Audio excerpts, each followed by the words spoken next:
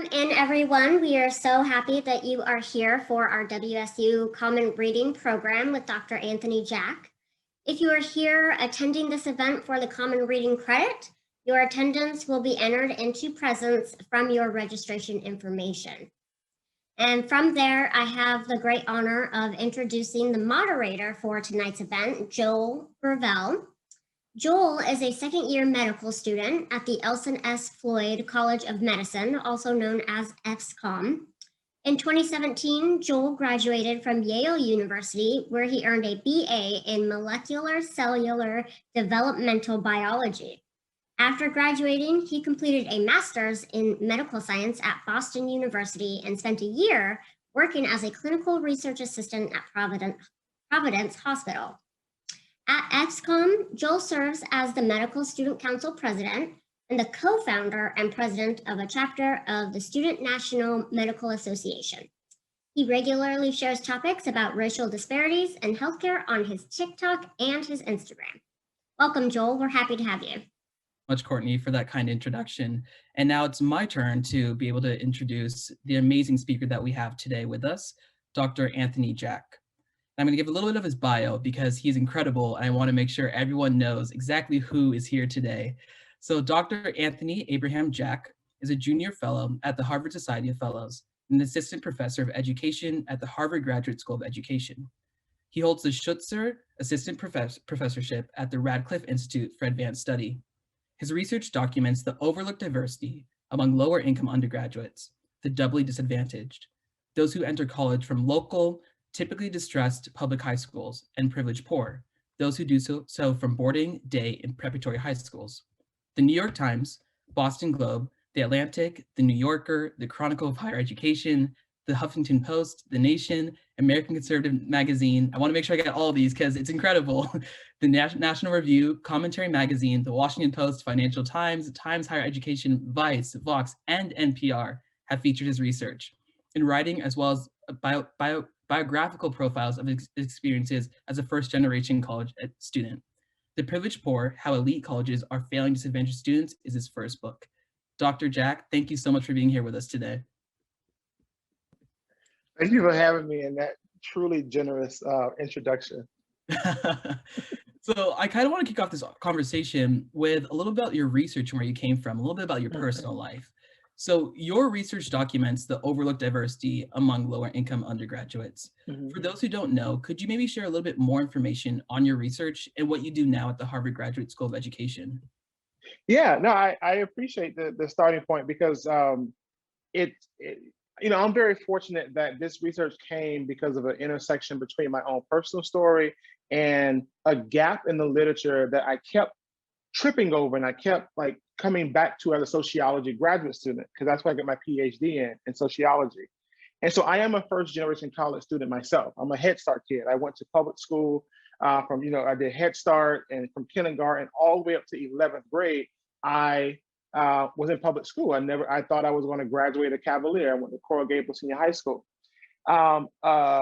Unfortunately, I had a jerk for a football coach who liked athlete students and not student athletes. And I was always smarter than I was athletic. And so I ended up switching schools my senior year to a private high school that had the IB program. That year opened my mind up to the differences, not between a good public and a bad public, but even a good public and a good private. And I went from, where my average class size in my other school was 25 to 30, and I went to my largest class being 16. All of my IB classes were at max 9 students, just different, little small things that began to add up.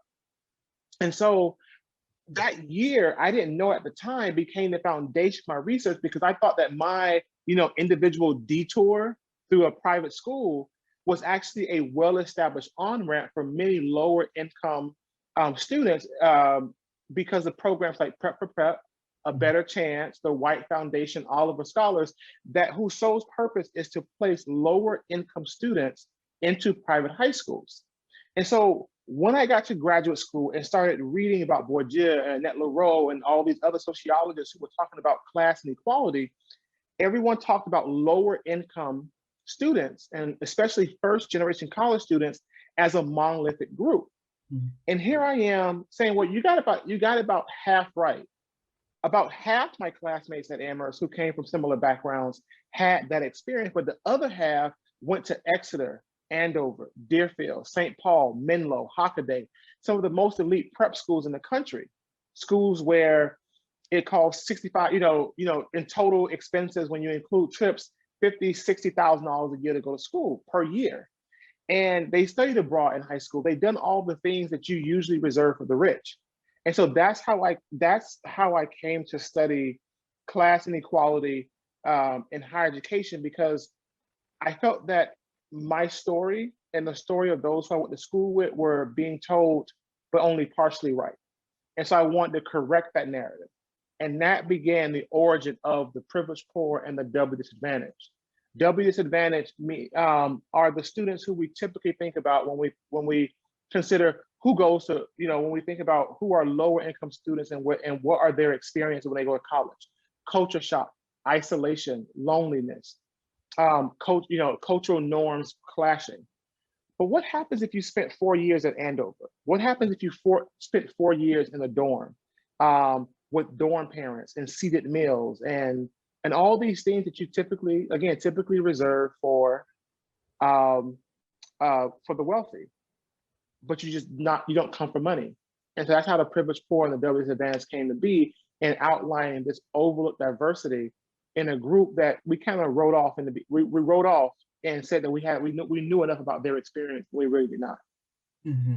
Thank you for sharing that. I think it's so powerful how you've been able to take your experience growing up and insert that into the research you do, because it makes it all that more important. It's your lived experience that you're talking about, not just some experience you're trying to delve into.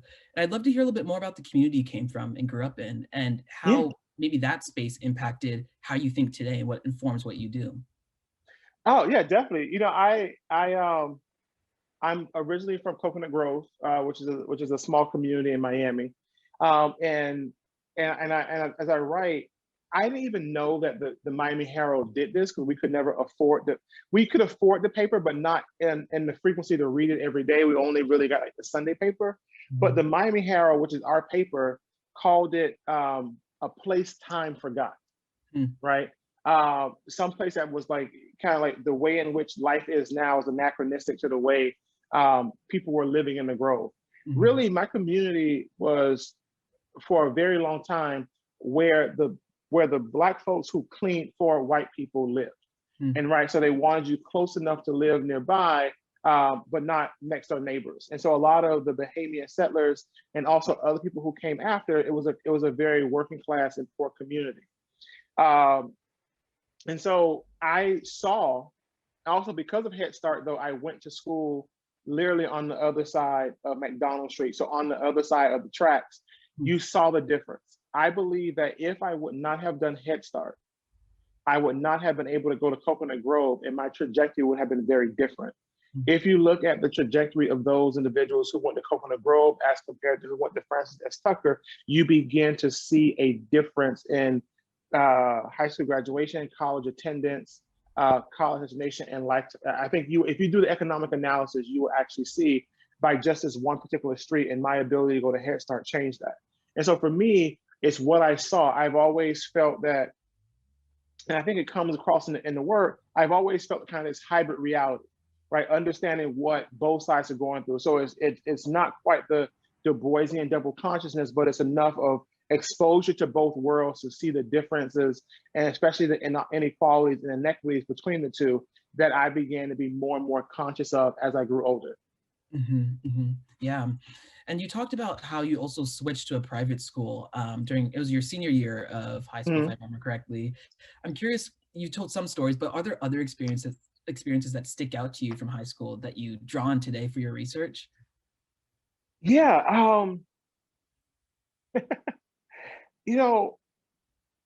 I remember my IB biology course, and it was literally 4 of us in the classroom. And we got someone who I think a third of our teachers that year had PhDs or were going for their PhDs.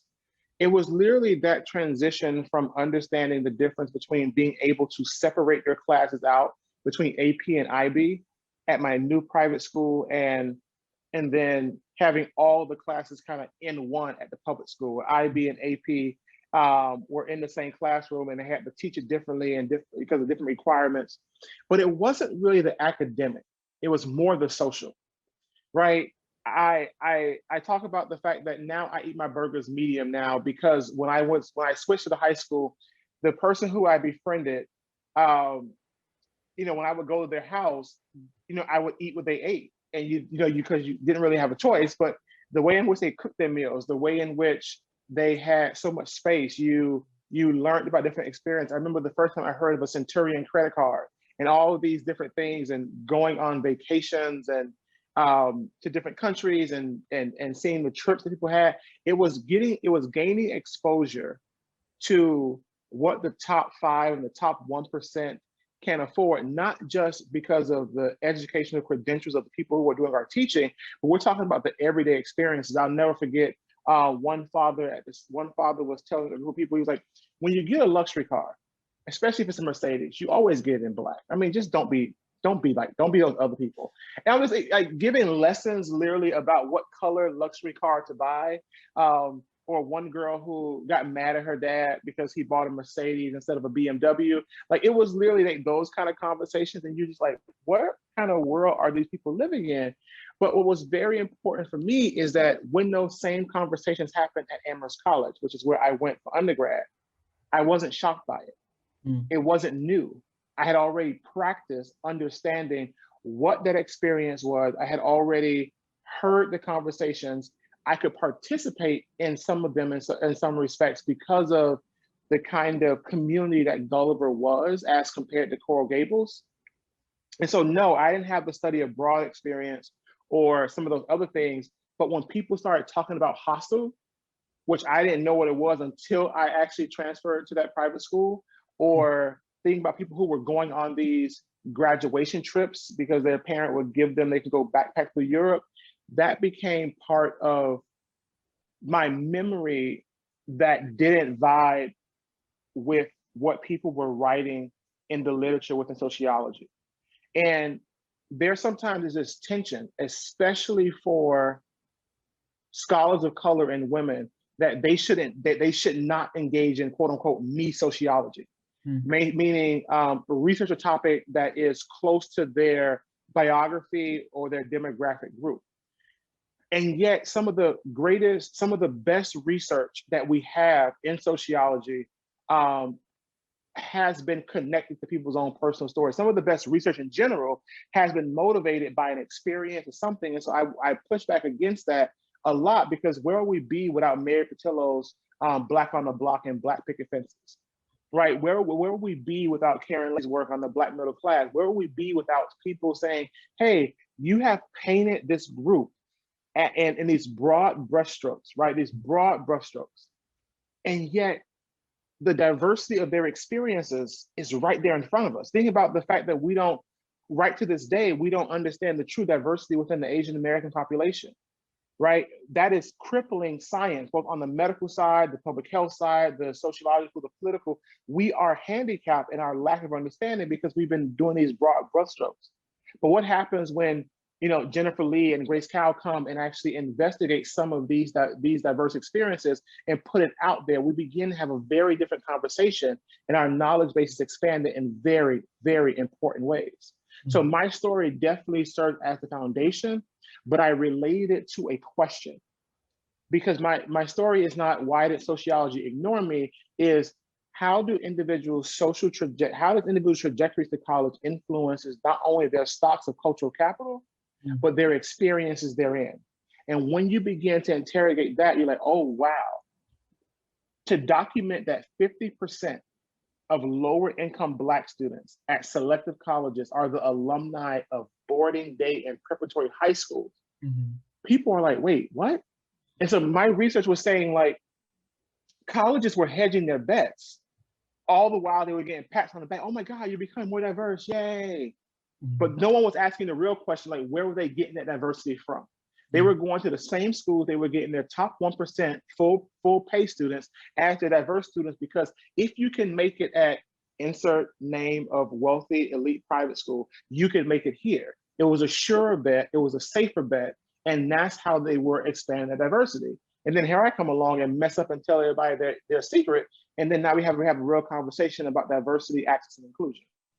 Yeah, I love that. There's so many rich nuggets in what you just said that's so important that I want to dive into. And I'm just like, where do I start next? But I think I just wanted to say, like, I come from a similar background as you in that grew up in a town of Mukilteo, which is on the west side, relatively higher income, but my parents were first generation immigrants from Ghana, West Africa. So my parents were working multiple jobs. My grandma was taking care of me. I went off to Yale University, where I then was kind of exposed to what you're talking about, this world where people have this unspoken language, where they know things that you don't necessarily do until you actually get in and talk with them. And there's a line in your New York Times Magazine article that I loved. You said, "We like to think that landing a coveted college spot is a golden ticket for students from disadvantaged backgrounds. We think less critically about what happens next." And I'm hoping that you can kind of talk a little bit more about that, the what happens next. You've alluded to it now of that colleges were kind of hedging their bets. So what do we do? How can we actually make sure that all students are getting, especially those from disadvantaged backgrounds, are getting the help that they require when they're in these places? Yeah, I mean, absolutely. I mean, on your first point of the this kind of unspoken language, right? Like, I'll never forget, and you know, I don't mind telling people this. The first time I ever heard the word bursar was when I was listening to Hamilton. I had absolutely no idea what the bursar was, what the bursar did, until I had to like Google it and look it up. There's a number of things that are said. And another thing about me transitioning to Amherst, like Gulliver helped me a lot. Going to a private school for 1 year gave me a crash course, but there were still things that I didn't know, like fellowship. Now, if you say fellowship for somebody who lives in the South, especially if you're a person of color in my neighborhood, you're thinking about church, right? You're thinking about going to church and having a meal. But the people at Amherst, when they said fellowship, they weren't talking about something religious. They were talking about Rhodes, Marshall, Beinecke, Watson, all these kind of the let's go travel the world or let's go to another place, right? And I bring those two things up because higher education, whether at a community college or an Ivy League institution and every type of institution in between, operates on a hidden curriculum, what sociologist Jean Anion calls a hidden curriculum. Mm-hmm. A system of unwritten rules and unsaid expectations that if you come from a family who has traveled this road or who can pay others who can teach you what's coming, it's not hidden, it's laid out for you. It's something that you have lived in all your life. You are the fish asking, where's the water, right? It's so much ingrained in who you are that you have taken it for granted. But when you are new to it, whether because you're an immigrant, whether because you are from an underrepresented group, whether because you are a lower income person and you're immersed in it for the first time, it can be shocking. It can be like the literally like just breathing becomes harder because of the anxiety and the biological reflexes that happen when you are under such pressure. And so when I think about the way in which this hidden curriculum remains part of the everyday reality of higher education, it's both scary and frustrating. And that's one of the reasons why, like when I wrote the book and went on this big campaign, like book tour and things like that, which I was very fortunate enough to do, I turned into like my own campaign. I was like, I'm going to get faculty to do something that they don't normally do. And that is to define office hours. Because I've been on 85 campuses before COVID hit. And I asked faculty all the time, I said, can you please raise your hand if in your class, without prompting or on your syllabi, do you ever define office hours? Because the reality is the vast majority of faculty say when office hours are, but they almost never say what they are. I've done sessions with incoming faculty and faculty across the institution of helping them get into the practice of defining office hours. And faculty have told me, I've taught for 20 years in the math department, and I have never thought to define office hours until this day. And then when we do the thought experiment, I say, well, when you look at all the students over the years who have come to your office across different diversity regimes, different recruitment regimes at your institution, what is the demographic profile of the students? And what they typically say is that those students who are more comfortable in the college setting, more, students who definitely come from more affluent backgrounds, who went to smaller high schools, not always private, but smaller high schools, but disproportionately private, I should say. There were a lot of commonalities across people. And the thing is, office hours are not just where you go get help with an assignment or something like that. Office hours are where professors become advisors, advisors become mentors, and eventually mentors can become friends, right? It's about that larger trajectory, about getting to know someone. Because when you write someone a letter of recommendation, you can only write how good they are if you know how good they are, which means you know them. And so that's the reason why we were having this like real big conversation about, let's question what we take for granted, because the more we do, right, the more we take for granted, the harder it is for us to include students from backgrounds that are not central to our way of thinking. Yeah, thank you. I think that's such a powerful and salient way to think about it, that something as simple as office hours that we often take for granted, we take it for granted, right? Like not everyone knows what that is, and that's a barrier that can undercut the efforts that we're trying to go for. I'm curious if there's other examples of the hidden curriculum that you have, because I think those are so powerful and they're really great ways to latch on and understand ways that we can begin changing the system. Yeah, I mean, there are, the thing about the hidden curriculum is so much of it is at different institutions, right? Every institution has a hidden curriculum. Every institution has a list of acronyms or nicknames for buildings that if I were to come to your campus right now, someone will maybe say, oh, go see so-and-so at this spot. And all of a sudden you're like, I have no idea. It's not on the map because that's not the official name. That's not, it's so everything from the acronyms and the shorthand that we use to the everyday practices that we have. And right, so when I say the hidden curriculum, I focus in on office hours because I hope it's the tip of the iceberg. Office hours are something that are a term that's thrown around with the same kind of frequency as pizza and party, right? And so, but what happens when you get people to think about, well, what other similar things do I consider that everyone knows, but they might not? And so I always get people to think about it on their own. And what are the other parts of the hidden curriculum that you can do? Because yeah, it's about how do you send an email? What's the appropriate way to ask for support? What career services and mental health services do you play catcher, or do you go out and interact with students in a much more agentic way?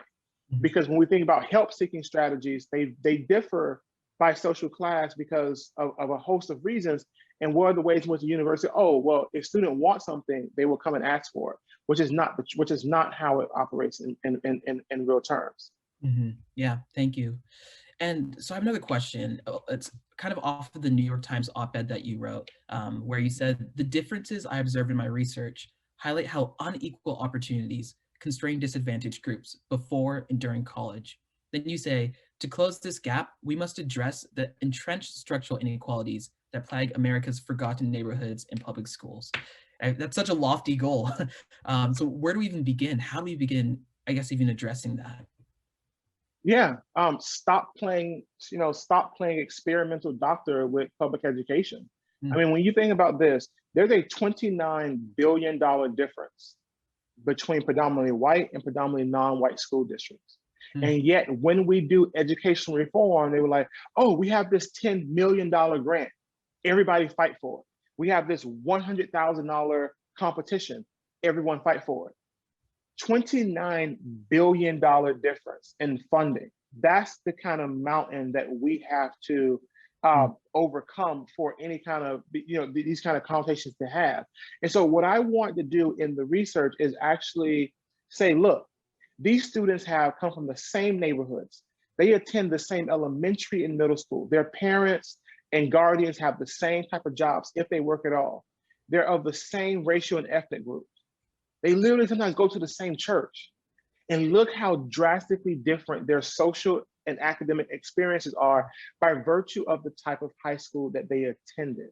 Mm-hmm. If we are going to be, if we're ever going to be even come close to having education be the great equalizer, to have equality of life, to try to foster equality of life chances, there's no way that's going to happen until we address the structural inequalities that have been written into the very fabric of our neighborhood because of the racism and exclusion and FHA loans, the processes of redlining and blockbusting, Mm-hmm.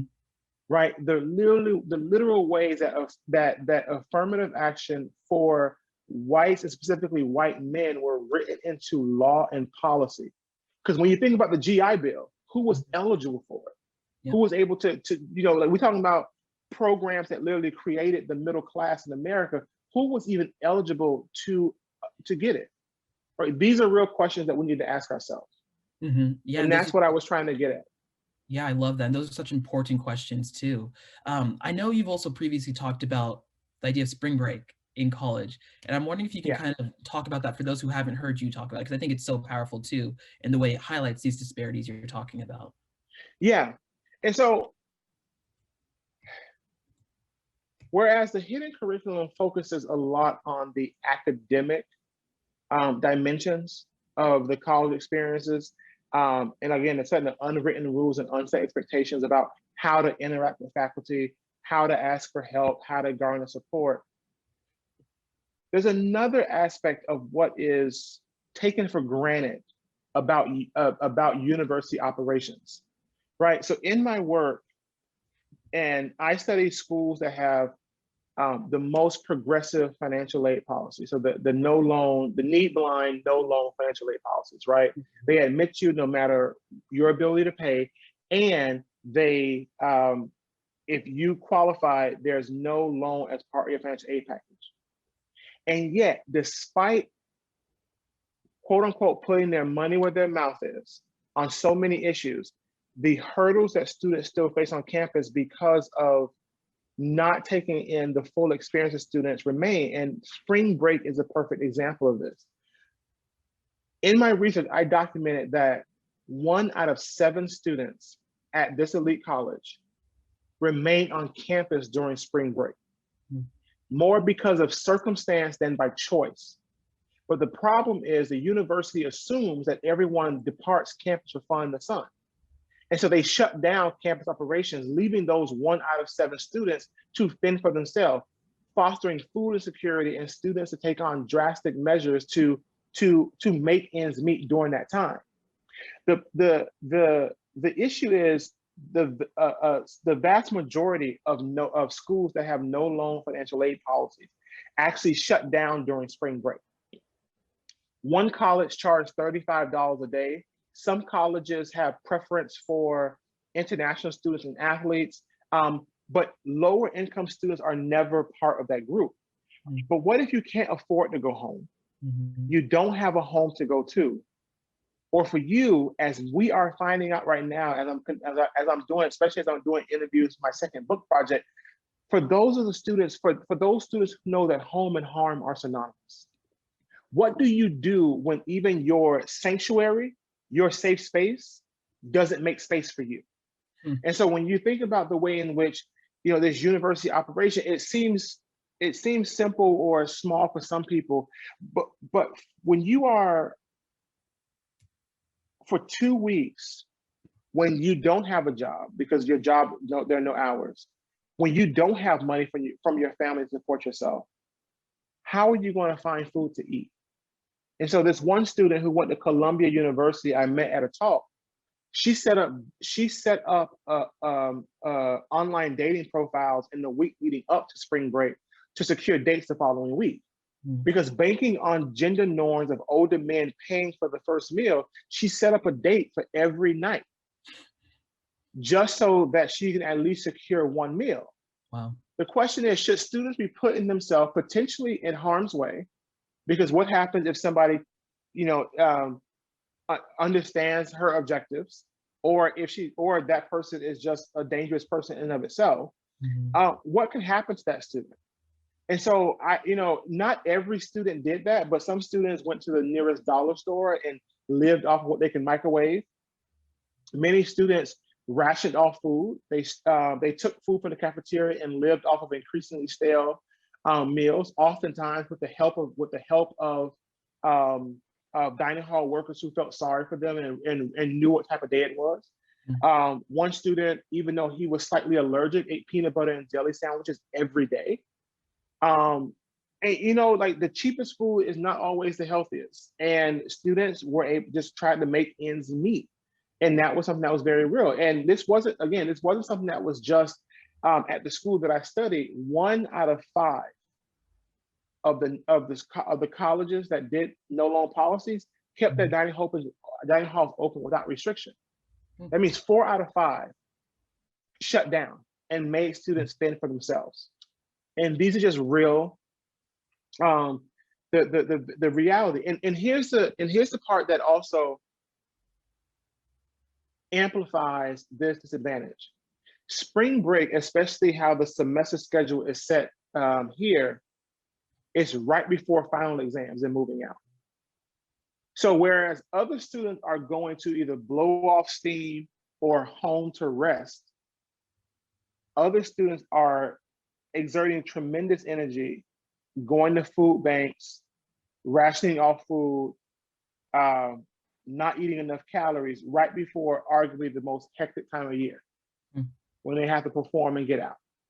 And again, many students struggled.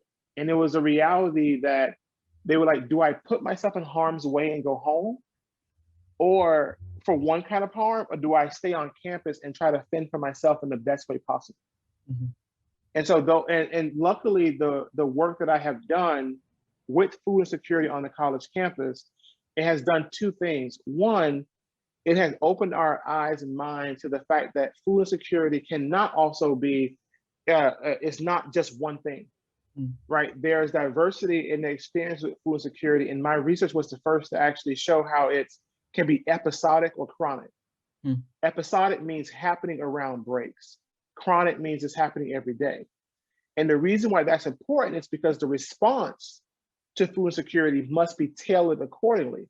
A food bank for undergraduates at Harvard, for example, and Yale and Amherst would not get much traffic for 90% of the school year.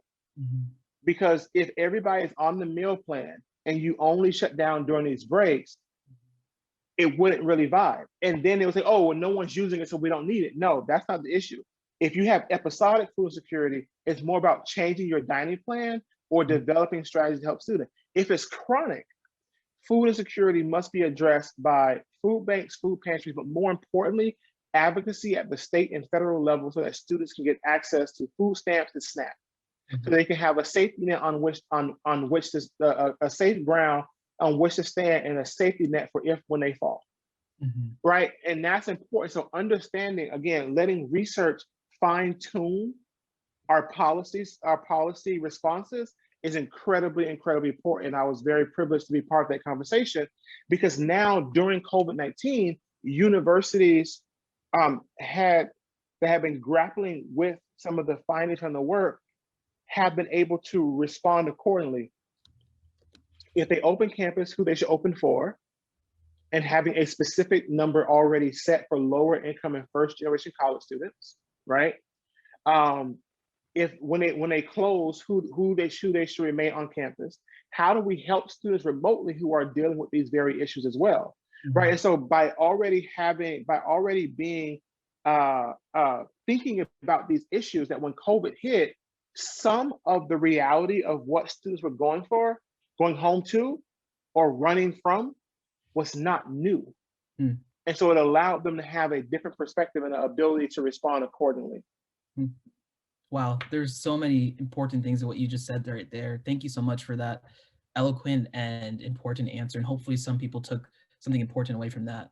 And so, I mean, a lot of what you were talking about there was the idea of what people that are doubly disadvantaged have to go through in schools. And I'm curious, does this continue into the workplace in medicine, tech, those types of industries, and how so?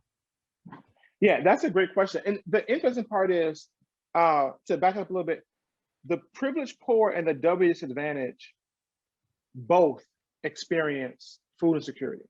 Because no matter how much cultural capital you have, no matter how much you've been on Puget Sound, been to the Hamptons, been to Vail, if you don't have enough money to eat, you don't have enough money to eat. You can't, just all of a sudden like food comes up because you know the difference between Bach and Beethoven. It doesn't work like that.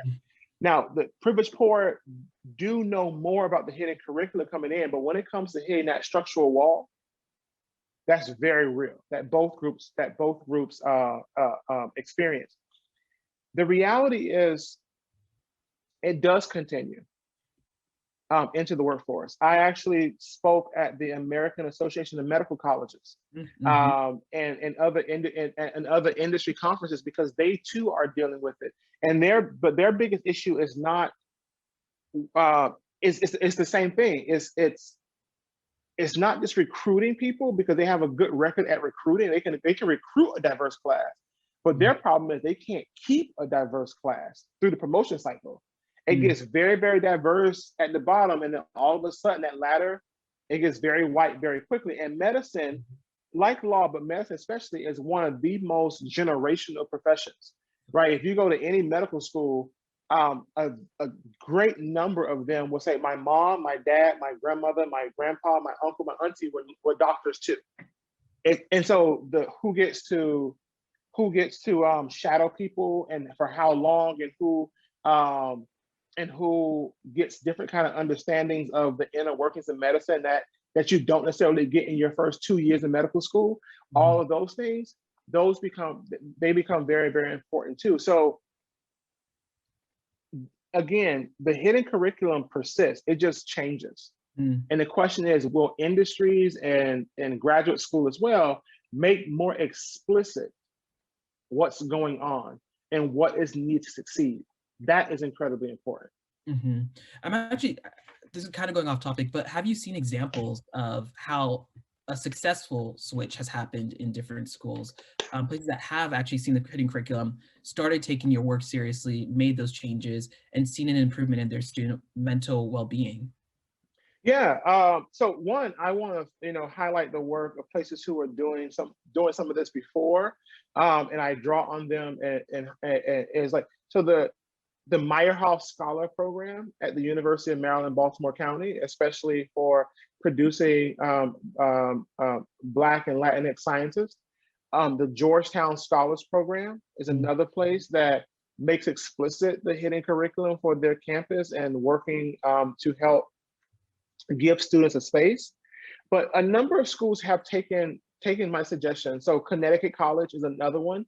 I am returning to, they host a training session for all their first year seminar professors.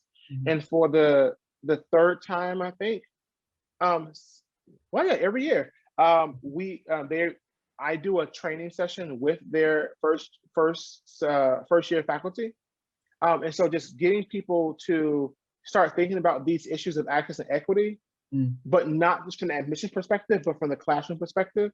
Muhlenberg College is another one that has begun adopting such policies, both at the student level and at the faculty and staff level.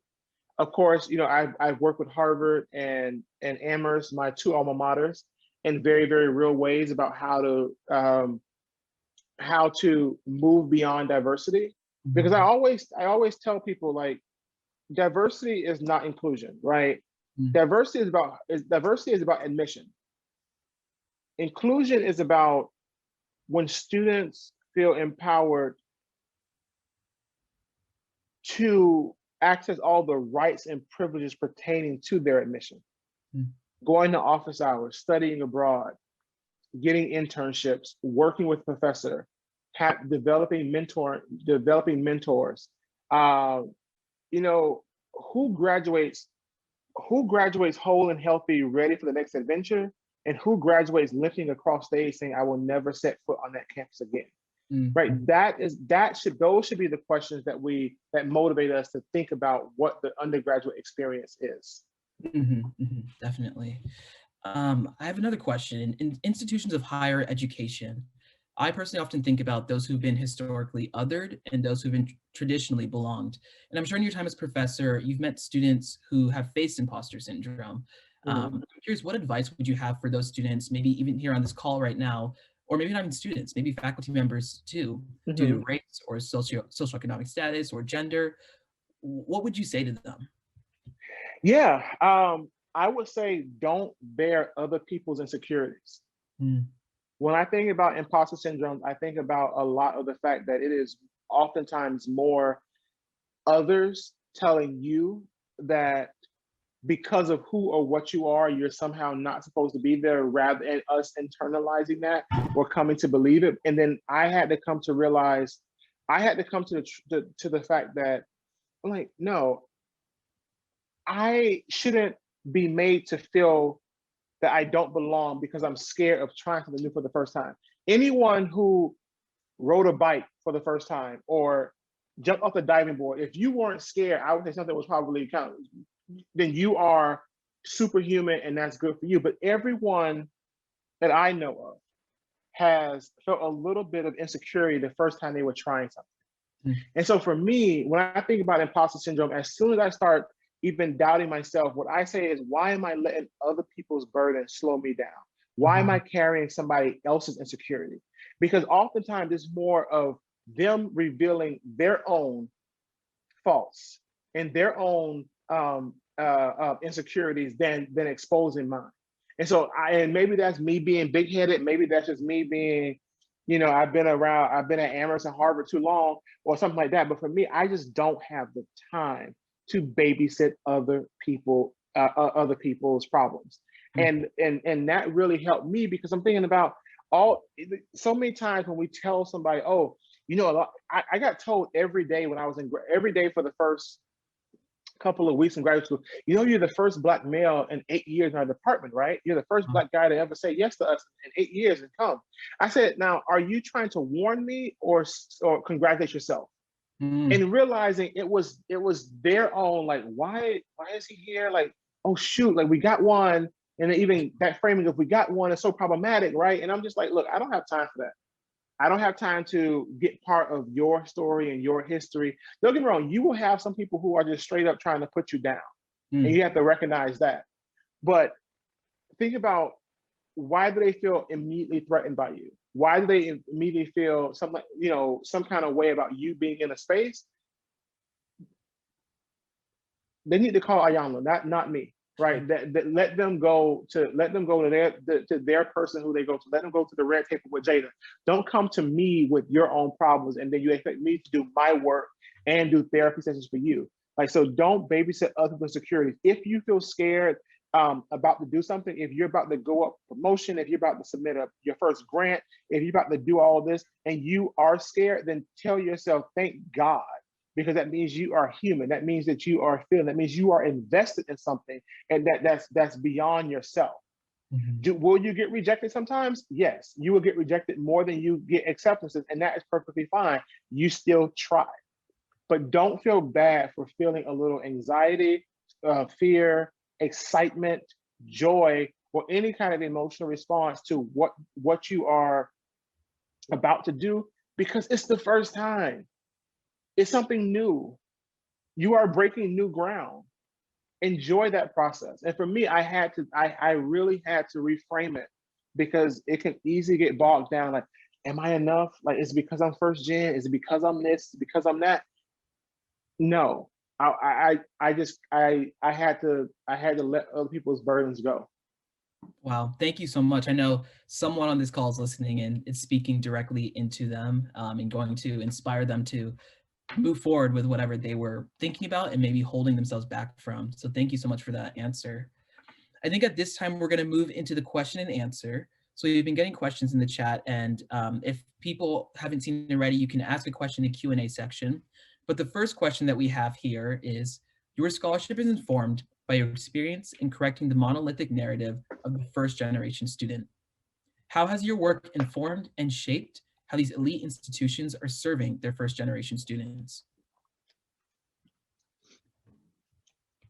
I think in a number of ways. I mean, we talked about defining office hours, but I think one of the greatest accomplishments for me is getting universities to reconsider the placement of mental health services and the amount of resources that mental health services is given. Oftentimes, mental health services is shunted off into the background or to the side, when actually it needs to be more front and center. Because the more I don't want to say like normalize all that kind of stuff, the more we center the resources that support the whole student, the better off our student body will be. Mm. And so that means, because we give a lot of money to career services because we want alumni who can come back and give or be famous and get attention and all that kind of stuff like that. But the fact of the matter is, we only get to be alumni if we get to graduation. Mm. We need more people to get to graduation at, in good stride rather than hobbled by their experiences, right? And so, and I'm not saying that mental health service is a cure-all, but mental health service is a great is incredibly important aspect of this. And so that is one way in which the resources I've had, and again, and it's not just increasing the size of mental health services. Mm-hmm. It's also about diversifying the staff, not just demographically, but diversifying the expertise. The more diverse the college, the more diverse the university, the more diverse the problems that students are more likely to face. Yeah. Universities know how to help a student through the loss of a grandparent or divorce of parents. Those are modal life experiences for people who are 18 to 25 years old, who are in college. But do you know how to help someone who's lost someone to black lung because of mining, or the closing of that mine and the consequences of that economic insecurity on the community? Mm-hmm. Do you know how to help somebody through a drive-by shooting or something that is more relegated to urban centers or exurbs, right? These are the kind of questions. Not saying that those things are happening to everybody's neighborhood, but those are the real questions that mental health services and also other services, right? That even, but also professors need to understand. Mm-hmm. And so the more we are able to prepare ourselves for the diverse class that we are recruiting, that we are wooing and saying, please come, please come, please come, the better off we will all be.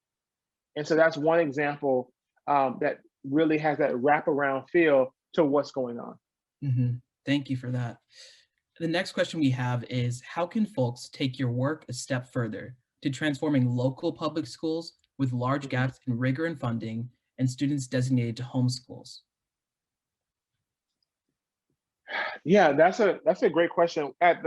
So one of the reasons why I chose to come to stay at the Harvard Graduate School of Education is we have this pillar on which we build called usable knowledge. Mm-hmm. So it's not just about the journal articles you can produce, it's also about the way in which your knowledge can be used for policy and practice. And every summer we have these professional development programs where principals, counselors, presidents, analysts come to do a deep dive on these very issues. And so what we do is, and this is also more on the internal side, I'll get to the external side in a second, is one of the smallest things that we did and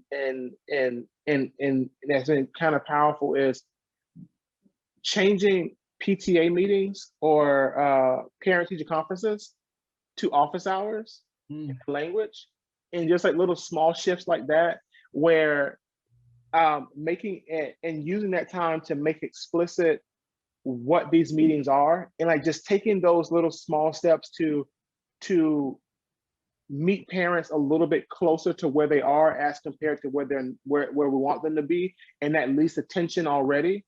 Like when you're being called in, you think your child has done something wrong, so everybody comes in more defensive, and just right. And so, and whether that's true or not, like the child did something wrong, or you were calling in to congratulate the parent, if it doesn't lead for development. And it was just very, very interesting that a principal was like these little small shifts like that. Yeah.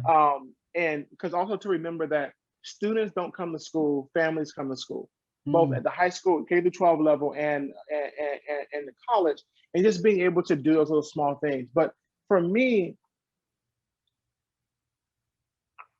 until we fight for greater funding and resources for our schools, a lot of stuff that we do on the inside will be Band-Aids or temporary sutures, right? Because these drastic structural inequalities are generations long. And we have to fight the entrenched inequalities with the same fervor and the same resources that began them. And so there are some ways that we can, the scaffolding, advising, the bringing families on in a new way, right? But when you think about, again, that $29 billion difference, that is one hell of a mountain to climb. And so I hope that my research is being discussed not just with individuals inside the classrooms, but also on the Hill and the like. I was pleasantly surprised. One of the surprises is when one of my students who works on the Hill, she worked for Dick Durbin. Now she's going to be with the ambassador to NATO. She sent me a screenshot of the U.S. Senate Library, and the book was on the front page of the library. So I hope that people that whoever did that meant that somebody there was reading it, and that could be part of the conversation. But I think we need to truly invest in the resources in our public education system to address these kind of structural inequalities. Yeah, I think that's so huge what you're saying, the idea of actually putting money and investing in these communities. You can't just say it, you have to actually put resources that are going to grow these places as well. And I think it's also the idea of nudging too, from a young age early on, and the kind of the behavioral economics aspect of it, getting people used to the idea of office hours. I think that's such a huge thing. Because the important thing is, I think we need to change the narrative around what does it mean to ask for help. Right? Help seeking, and that's part of the underlying rationale. Help seeking is not a sign of weakness, it's a sign of strength. For me, help seeking is you being smart enough that you are approaching the extent to your own knowledge, and you are aware of that enough that you know to reach out to someone else whose experience is greater than yours, or enlist another person because you know that the path you are about to travel is better traveled with others than alone. Right. So it actually is one of the smartest and best things that you can do is to reach out for help. And here's the thing, I'm not trying to say that parents are wrong in how they socialize their children. If you have, my mom was a security guard, and she was a security guard for 30 years at a middle school. One of the reasons why she was able to keep her job is because she was the person that showed up every day for 30 years, didn't make a fuss, didn't make a name for herself in the negative way, didn't make outrageous demands. So when she told me how to navigate institutions, it's like, do good work, keep your head down, and don't get in trouble. The problem is when you get to a certain level of school, your work alone is not enough for you to garner attention from teachers. And especially in college, if you're sitting in a class of 120 students, you sometimes can be, your work, just because you get an A on every assignment doesn't mean that the professor will know you unless you go up to that, you go up to her and introduce yourself, or you meet him for coffee, or you do something like that. But if you've been taught your whole life, don't make a fuss, right? Do good work. These new rules, these new expectations that are placed upon you in college feels foreign, and it makes you feel a certain type of way. But what happens if we can have conversations with family and say, hey, we love the support that you are giving your child, but if they need help, it's not bothering us. It's not a burden for your child to raise their hand and say, hey, can you repeat that? Hey, I need a little extra help on this. Can you help me? Right? So it's not, parents aren't trying to sabotage their child. Parents are trying to teach their children what they know. And what they know is what has helped them keep a stable job or keep out of trouble. But the fact of the matter is the rules of the game are different in schools. Right? We know that middle-class families, especially their children, ask for more help, demand more resources, and get more help and get more resources because they are more vocal, reproducing the inequality that is already present. And so how do we bring in families in a way that's not shunting them off or making them feel bad or do all this kind of stuff? Those are very, very important things. Definitely. So this next question is, I think, really important given everything that's going on. It asks, what is your sense of the impact of this year's remote learning situations on the student populations you are studying? Oh, man, I mean, to be honest with you, that's what my next book project is on. So I'll tell you in a couple of months. I'm doing interviews right now. And what I will say is we had a lot of attention about what happened immediately when classes were forced. I think that's the tip of the iceberg. What I'm seeing in my interviews about the day-to-day and how many moves people are making, what are the day-to-day negotiations that they have to do, all of those things, that's, I think, where we're going to see the real inequality. It's not going to be the first month. It's going to be, months 2 through 6 that we really see just not just fatigue, but just the safety net just being torn to shreds anew. Right? People were already on shoestring budgets and barely making it, and then the past inequality just kept up and just eviscerated it. So yeah, I mean, I'm in the midst of that right now. I mean, these interviews are heartbreaking but necessary, frustrating but necessary, and so that's where I'm trying to make sure that I'm able to give people an understanding of how inequality continues to shape undergraduate life.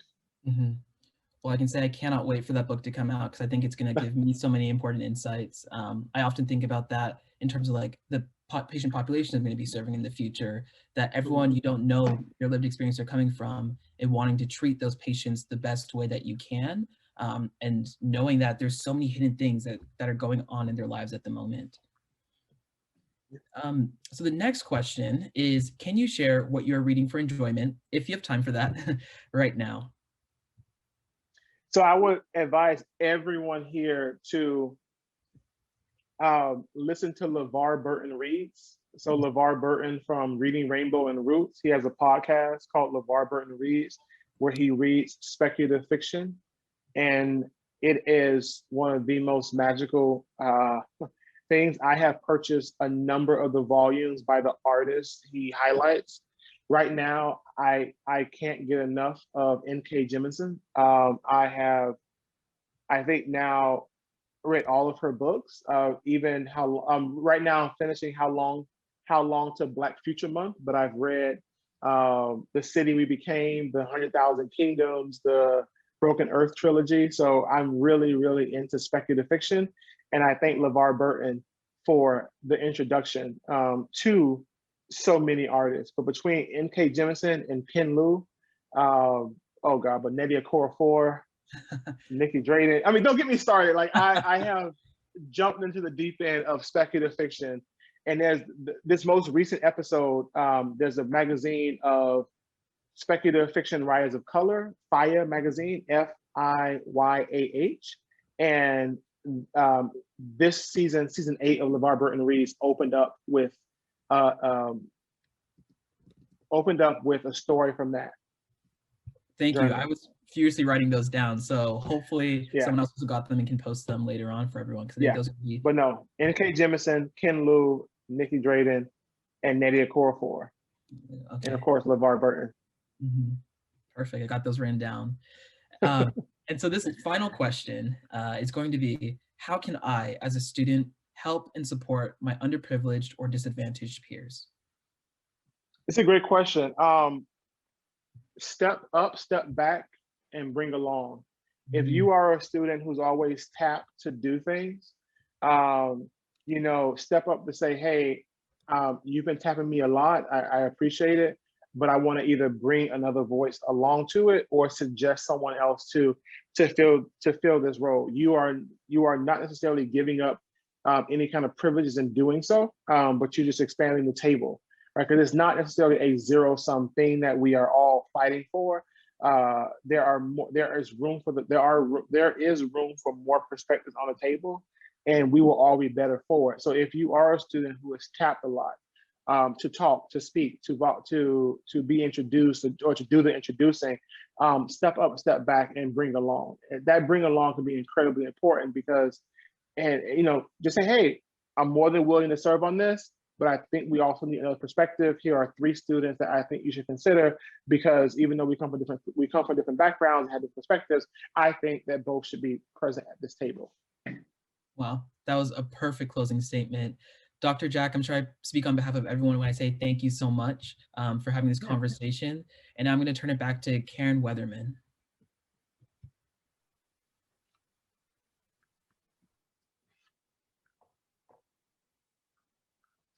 Let's see. Thank you so much, Joel and Dr. Jack, for this very thoughtful, thought-provoking conversation. And thank you to all our attendees for adding your questions to the discussion. These issues of inclusion really go to the heart of our work at WSU, and we thank you for giving us a new lens through which to view our work. I want to thank all of you for attending this evening. This semester is full of programming on equity, diversity, and inclusion being offered across the entire WSU system. And we encourage you to consult the calendars on the MLK and Common Reading websites to see upcoming events, and especially invite you to join us again for the 3rd of this semester's keynote speakers, Ijeoma Oluo, who will be joining us on March 29th at 6 p.m. A reminder that if you're attending for Common Reading credit, the information you provided for registration will be entered into present, so you're taken care of on that account.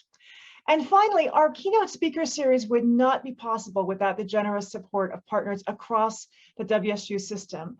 And we want to thank them especially for their support of this work.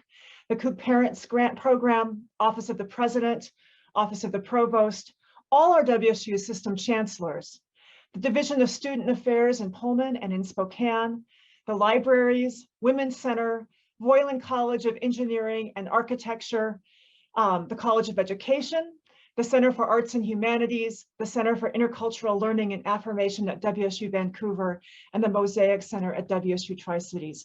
Thank you all so very much for your support of this work. On behalf of the MLK and Common Reading programs, thank you again to Dr. Jack and to all of you for attending. We look forward to seeing you at future events.